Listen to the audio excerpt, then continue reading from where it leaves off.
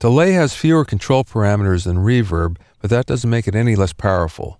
In this movie, I'm going to show you the various delay controls and explain what they're for.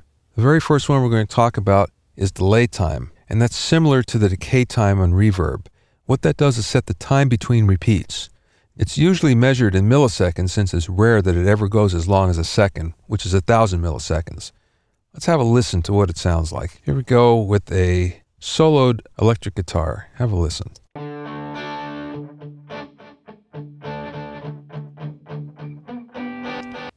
Now let's go down to 34 milliseconds and have a listen to what it sounds like.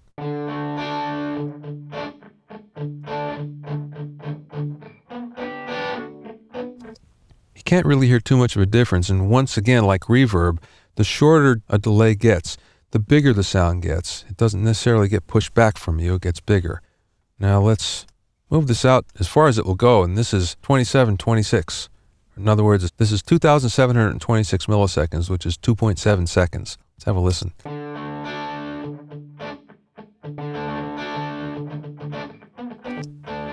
And you can see that's so long that it gets disconcerting. Now let's move it back to about a second, just so you can hear what it sounds like there.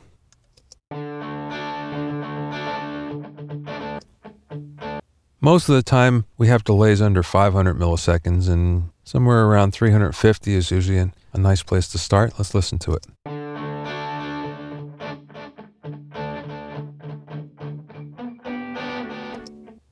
The next parameter is repeats, although sometimes it's called regeneration and sometimes it's feedback. In this case, on the Pro Tools native mod delay, it's actually called feedback. It sets the number of repeats that we'll hear. And what we're going to do is actually click on this, because what this does is it sets the repeats to the tempo of the track. Let's listen to it. Let's listen as we add feedback. Let's start at 11%.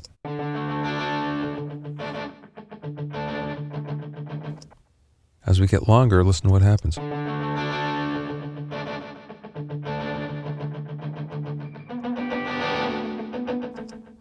Actually, let's make this longer so you can hear it.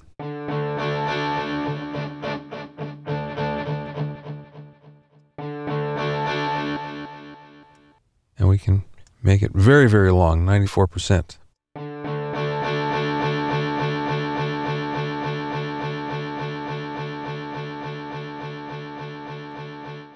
And the problem here is if we put it at 100%, it will actually go into feedback, which is why it's called feedback, and it will almost be a loop that never stops. So let's try that.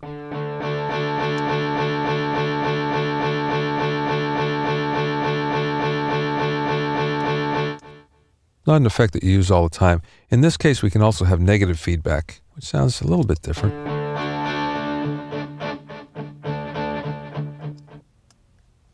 Bring it all the way down here.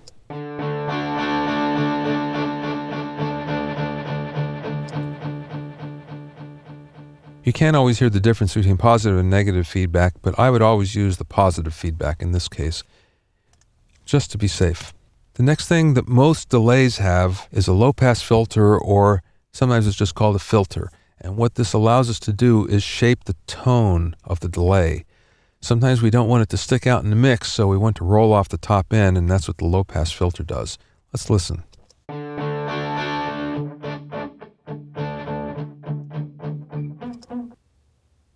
We'll add some feedback just so you can hear the repeats. And now if we turn it off, you can hear it's much brighter and it sounds exactly like the original guitar, but a lot of times we don't want that.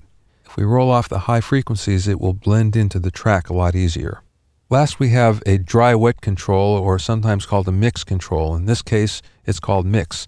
And what this does is it allows you to mix the delayed signal with the dry signal. This is essential for dialing in the correct amount of delay if the delay is a plug-in that's inserted on a track.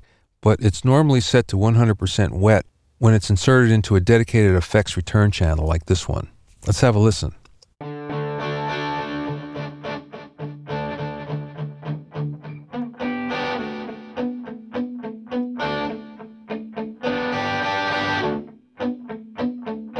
Now you can hear the mix is set to 0%, which means it's all the dry signal.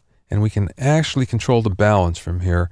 We can do it two different ways. We can control it with this fader, which is the send, or we can control it with the mix control. Most of the time, we want it at 100%. Sometimes delay plugins also have a parameter that's called meter or tempo. In this case, we have both of them.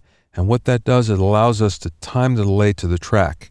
Now, normally we can set the delay time by using something like the Ultimate Delay Time iPhone app or the chart from the Mixing Engineer's Handbook. But the easy way is to just find the tempo of the track and then use these notes here to dial in the exact delay time that we want. Now watch.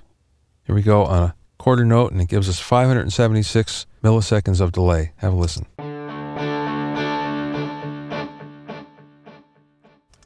If we set it at an eighth note, it sets it at exactly half of that, 288 milliseconds.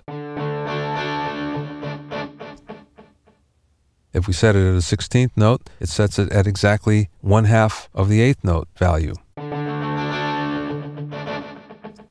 The other thing we can do is dial in a dotted note, which you can see now up to 216 milliseconds. Or we can put it into a triplet figure, which cuts it down to 96 milliseconds. I've found that triplet and dotted note figures actually work better sometimes than the straight quarter and eighth and 16th note, but again, it depends upon the track and it depends upon the arrangement. So that's an overview of the various parameters of a typical delay unit or plugin. Delay time is similar to decay time and reverb and sets the distance between the repeats.